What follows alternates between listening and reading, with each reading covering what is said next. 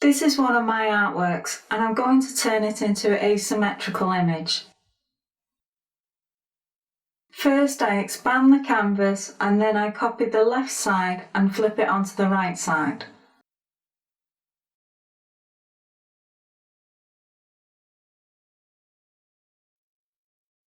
The image is completely symmetrical and it results in an image that is beautifully balanced.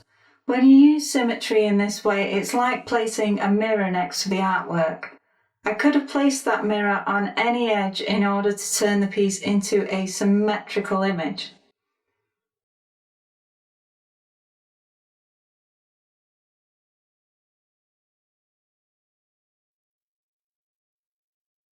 Here is a different variation. I like them both because they're interesting and well balanced. Symmetry will always bring balance to a composition. Total symmetry is taking everything that's on one side of the canvas and flipping it onto the other side of the canvas. Both sides are exactly the same, and because of this, the piece has a perfectly balanced composition. It's like a pair of scales that has exactly the same weight on both sides. When people see a piece of artwork that uses total symmetry, they can immediately notice that symmetry has been used. It's on the surface of an image and it's immediately recognisable, but it doesn't have to be. Partial symmetry can be effective and versatile. In realistic images, you can incorporate mirrors as part of the subject matter, and this will create partial symmetry within a realistic image that might otherwise be inflexible.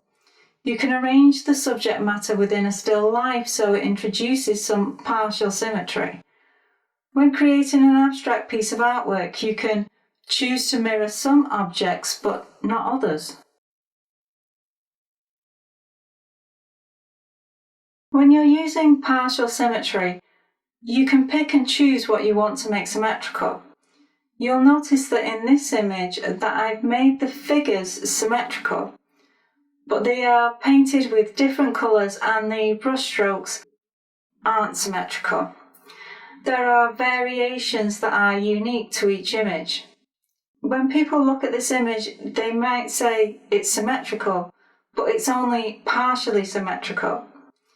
We can control the amount of symmetry we use in the images that we create.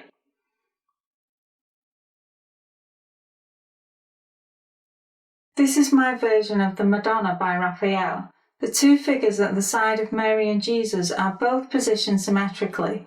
They are not the same figures. They share few similarities.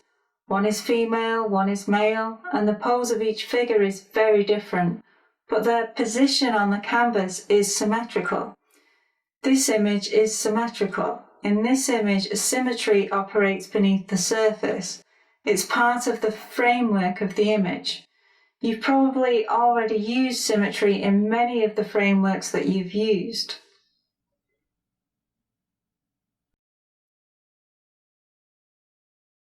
This is the rule of thirds grid, and it's commonly used as a framework for creating a good composition. It appears to be a symmetrical framework. However, we tend not to use both vertical lines at the same time, and this creates results that aren't symmetrical.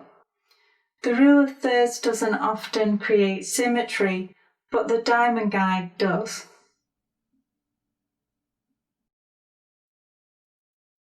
This is the framework that I created, and it was important that the diamond guide would be symmetrical because it would lead to a more symmetrical, balanced structure. This doesn't mean that the subject matter needs to be reproduced exactly on both sides of the canvas or that symmetry is always going to occur. It just makes it more likely. If you create balance within the composition framework, then that will filter through to the finished piece of artwork. Symmetry gives us a balance that is unparalleled. When we used the golden spiral as a framework, we weren't starting with a symmetrical framework, but it is possible to turn it into a symmetrical framework.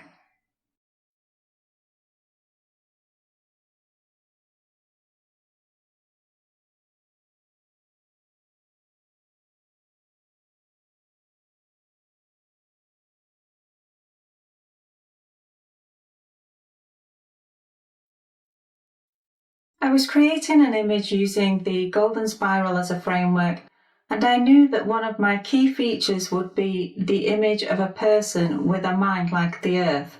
I placed the Earth in that key focal area where the rectangles get smaller and smaller. I then wanted to add other features to the image. I particularly wanted to put a focal point on the right side of the canvas. I decided to make the golden spiral symmetrical. This would give me another key focal point that relates to the golden ratio. This way, the golden spiral framework is also a symmetrical framework, although I felt that I didn't want both spirals on the canvas at the same time. I focused solely on the second spiral and began to add content to the piece.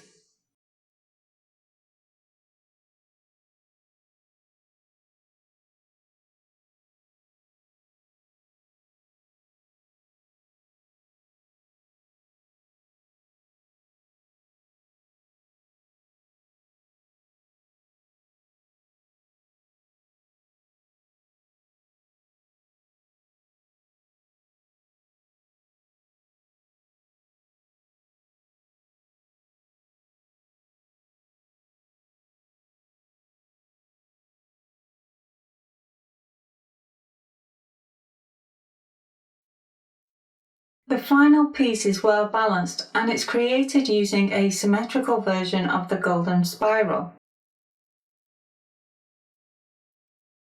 You'll notice that the bird and the earth are both on those key focal points. The composition is balanced and it is symmetrical, but the subject matter isn't symmetrical. Using symmetrical frameworks means that there is a natural push to balance the composition. The framework is symmetrical and therefore balanced, and this makes the artwork more likely to retain that balance. With total symmetry, there is perfect balance, and this means that we can use symmetry to balance any composition.